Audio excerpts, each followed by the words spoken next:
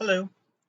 Um, so why I think the Maslow's hierarchy of needs kind of relates to persuasive speaking is kind of two trains of thoughts going on there. Kind of more basing it off of the Tolman's chart of like how to uh, justify your reasoning when persuading someone. Two ways to look at that is, well, to be persuasive, I feel like first you need to have someone's attention. It has to be something they'd even be really interested in which if you go about it that process, I feel like you could almost start from top and go to bottom.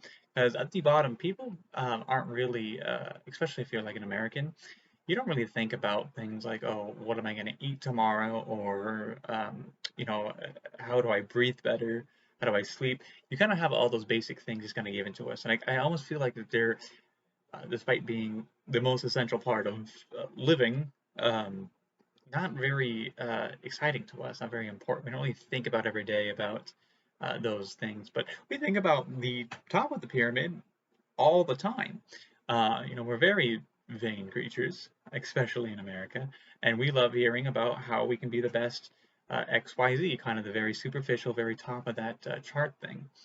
And I feel like while you could probably hook someone with the top, when it comes to justifying, this is kind of going back to the Tolman's chart of reasoning, kind of the whys behind everything and the justification.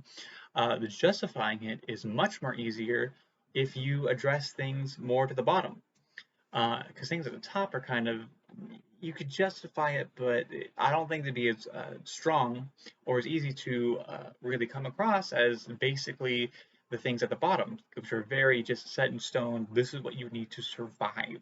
Um, so I think while you might be able to hook someone by appealing to the top, to justify it needs to kind of flow down, sort of like in the description, it was kind of saying about how everyone needs a car because a car, despite not being in the bottom tier, helps you get things in the lower tier. So you can kind of almost like a trickle down effect, kind of justify and keep going and solidify the reasoning why something at the top by justifying with something at the bottom.